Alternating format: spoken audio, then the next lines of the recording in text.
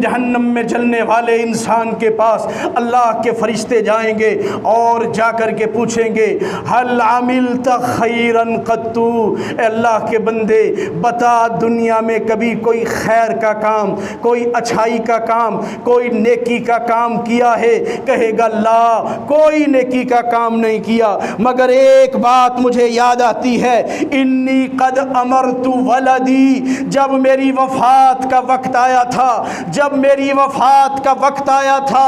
انی کنت امرت ولدی، میں نے اپنے بچوں کو اکٹھا کیا اور انہیں حکم دیا کہ جب میں فوت ہو جاؤں، اذا مت، جب میں مر جاؤں، فاحرقونی، تو مجھے جلا دینا، میری لاش کو جلا دینا، اور میں نے اپنے بیٹوں کو کہا ثم اطحنونی، پھر میری لاش کو پیس ڈالنا، میری لاش کو، جلی ہوئی لاش کو پیس ڈالنا، مثل الکحلی، اتنا پیسنا کہ جس طرح پیسا ہوا سرما ہوتا ہے۔ نبی علیہ السلام بتلا رہے ہیں کہ یہ جہنم میں جلنے والا انسان فرشتوں کو بتلا رہا ہے کہ میری وفات کا وقت قریب آیا، میں نے بیٹوں کو کہا کہ مجھے جلا دینا، میری لاش کو پیس دینا، اور میری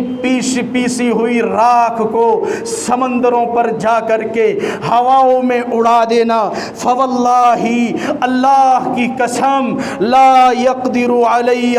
رب العالمین ابدا، اللہ تعالی مجھے کبھی پیدا ہی نہیں کر سکے گا، اگر اس نے مجھے پیدا کر لیا تو پھر مجھے بڑا عذاب دے گا۔ اللہ نے سوال کیا اپنے بندے سے، اے میرے بندے، تو نے یہ اپنے بیٹوں کو حکم کیوں دیا کہ تیری لاش کو جلائیں اور تجھے پیس ڈالیں اور تیری راکھ کو اٹھا کے سمندروں میں، ہواؤں میں اڑا دیا جائے؟ اور یہ جہنم میں جلنے والا انسان اللہ سے مخاطب ہو کے کہا من مخافتی کا، اللہ تیرے ڈر کی وجہ سے، اللہ تیرے خوف کی وجہ سے، اللہ تیری خشیت کی وجہ سے، اللہ تیرے ڈر کی وجہ سے، مجھے ڈر تھا کہ میں نے زندگی اتنی کالی گزاری، میں نے زندگی میں اتنی غلطیاں اور نافرمانیاں کی، مجھے ڈر تھا اگر اللہ نے مجھے پیدا کر لیا اور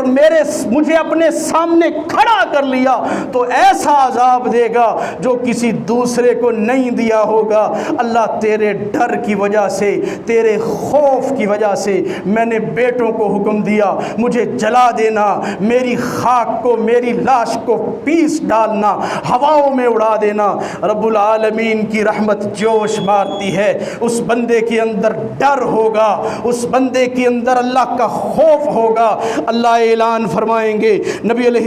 السلام فرماتے ہیں، اللہ اس شخص کو کہیں گے انظروا الی ملک ملک عظیم، اللہ فرمائیں گے اس بادشاہ کے بڑے ملک کی طرف دیکھ رہے ہو، اس بادشاہ کا بڑا ملک، وہ سارا ملک تجھے عطا کر رہا ہوں، تجھ سے خوش ہو کے کہ تیرے دل میں میرا خوف پیدا ہو گیا، مرنے سے پہلے اپنے پیدا کرنے والے وحدہ لا شریک رب سے تو ڈر گیا۔ وَأَمَّا مَنْ خَافَ مَقَامَ رَبِّهِ وَنَهَى النَّفْسَ عَنِ الْهَوَىٰ، جو اپنے پیدا کرنے والے رب سے ڈر گیا، فَإِنَّ الْجَنَّةَ هِيَ الْمَأْوَىٰ، جنت ہی اس کا ٹھکانہ ہوتی ہے۔ نبی علیہ السلام فرماتے ہیں، اللہ کی رحمت جوش مارتی ہے، اللہ اس بندے کو فرماتے ہیں کہ دیکھ اس بڑے بادشاہ کی بادشاہی کی طرف دیکھ، اس کے بڑے عظیم ملک کی طرف دیکھ، جا یہ سارا ملک تجھے دے دیا، اور یاد رکھ وَعَشْرَةَ أَمْثَالِهِ،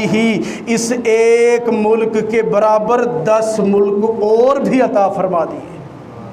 اور بھی 10 ملک دے دیے۔ اللہ اکبر۔ فَيَقُولُ، وہ کہے گا،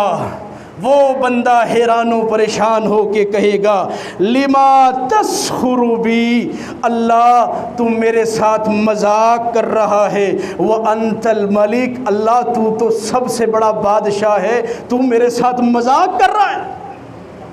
نبی علیہ الصلوۃ والسلام نے فرمایا اے میرے صحابہ، صبح کی نماز پڑھانے کے لیے اپنے مصلی پہ آ کے بیٹھا ہوا تھا، جب ضحیٰ کے وقت میں جب مسکرایا تھا پھر خاموش ہو گیا، تم سب نے میری طرف دیکھا تھا تو میں اسی بات پر مسکرایا تھا کہ بندہ اپنے رب کو کہے گا اللہ مجھے